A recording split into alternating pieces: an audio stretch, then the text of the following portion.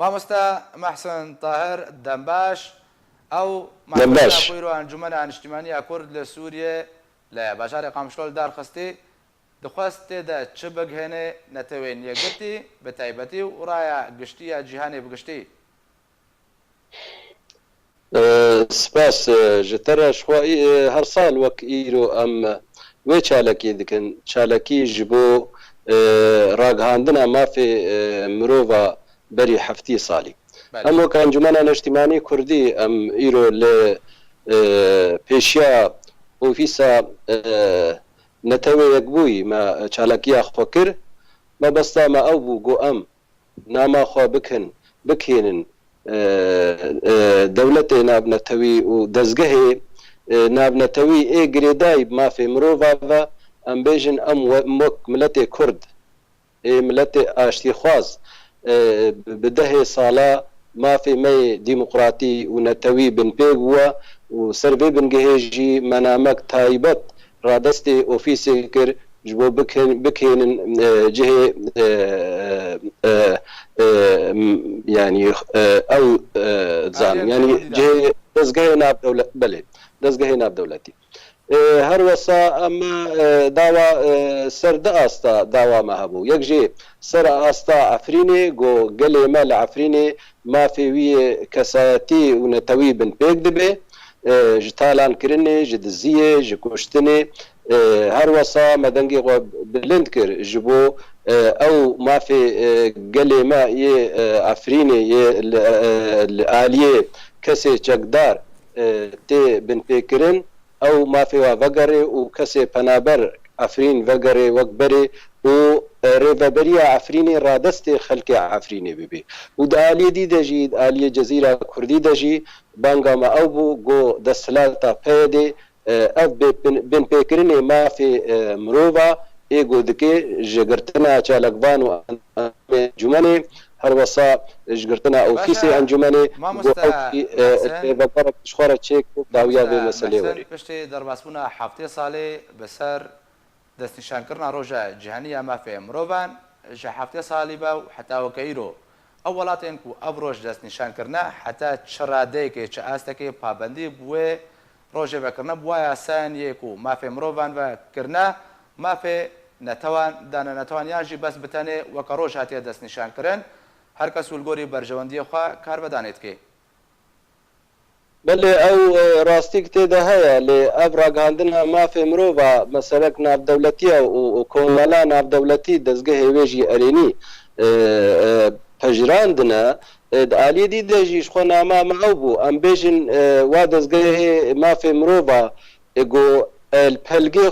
xwedî derkevin ew pelgê got bi nivîsa neberî heftî sala ji bo mafê dîmokratiyê û mafê gelê cîhanê ew pelgê xwe vegerin wa pelgê xwe bi ihtiram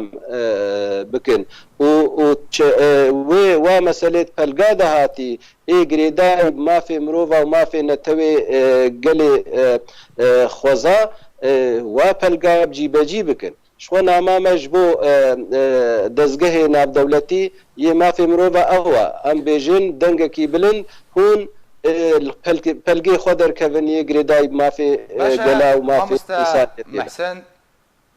wekû doza Kurdî mafê mirovan ji roja ku hatî damezrandin û heta weke îro ji bo doza Kurdî bi giştî li her çar parçeyê Kurdistanê ku li gorî rêkeftina sayekê Sibîko ku 100 sal bi ser vederbas bûye hate dabeşkirin heta weke îro mafên mirovanan got netewên yêgirtî çi pêşkêşî doza Kurdî kirine yan got bi tenê hatiye piştgûxistin bi tenê weke te dubare kiriye dixwazim xizmeta netewên yêgirtiya wê ku bang bi mafê mirova dikin ji bo doza Kurdî çi bûye heta weke îro. Belê ji xwe ev sedema serekeya destpêkê de berî 100 sala got gelê Kurd di nav çar dewleta de par bû Tirkiye û Sûriye û Iraq û her wesa Îran. Ev yek ji binpêkirinê mafê mirova ji ber ku ne bi îrada gelê Kurd ew teqsîm çêbû ew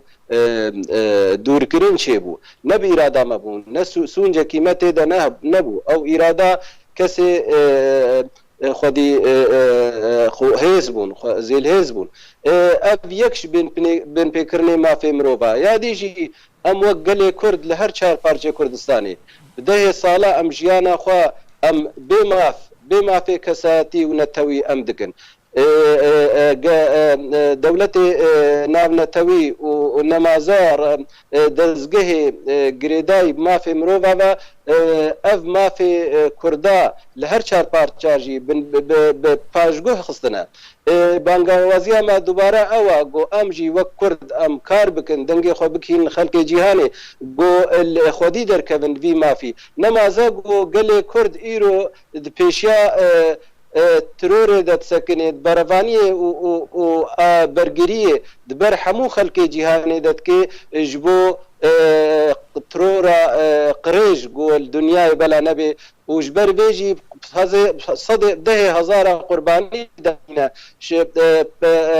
باكرواني كرداتشي بونا ايدي هجايا دولت نابنتوي ودزگه گریدای پیو ایما فی مروبا گول وی گلیها وگری اف گری گو قربانی دده جبو حمو خلقی جهانی لمخابن حتى ایرو بما في كساتي ونتوية باشا مامستا محسن برسك دبردهايا چالاكين انجمن اجتماعية كرد لسوريا لروجاوا كردستان امكان بجن هاتمنا قداغا كرن جاريه پیدا با اف چالاكيا کويرو بريوا چوي چاوا بريوا چو وكا زانيار يندمن کو پیدا تو استنگي درست نکرن دا کو چالاكي بريوا بشه بجاره بدنگيا پیدا لهمبر انجامدانا چالاكيا كبيرنگي شاليه انجمن اجتماعية كرد و چاوتی خوندن چشرو وجره تکرن آنگو امریکا رینه دا کو پیده آستانگی درست بی آخر او پیوندی نابا براوا امریکان دا نزان اگر ری دابه ندابه لی چالکیا ما ایرو بسلامتی بسریبو تا آستانگی راست راست انجمن عالی انجمن پیده نبون بری چالکیا مجی چالکی که شخورا دانی بون عین جهده لبری وقت مبساعتکی واجی چالکیا خوکر و مجی دوری و 20 متر مجی چالکیا خوال دارخست ام ساعت 12 بون او 11 بو لی ت آستنگی و ت نخوشینا کوکیدنا برا مواده چه نبون مجی چالکیا خوب داوی کر و داویا چالکی جی منامک را دستی اوفیس نتوی یک بوی ما کرن امستا انجامدان اوی چالاکیتی و اته کو چالاکیان انجمن اجتماعی کردی سوریه و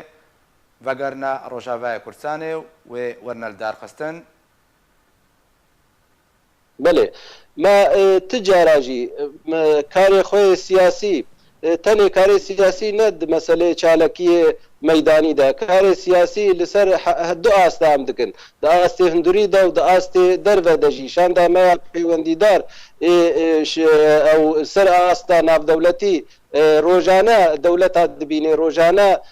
كسي خودي رول دسوري دبيني او سربي آستي من دا باش و هر وصا لسوري جي ام آستا سر آستا نافخوي جي ام چالكي خود كن چل سر عرضه چد آلي داخوازي چد آلي ملتي مدى چد آلي نشاطات و بيكانينا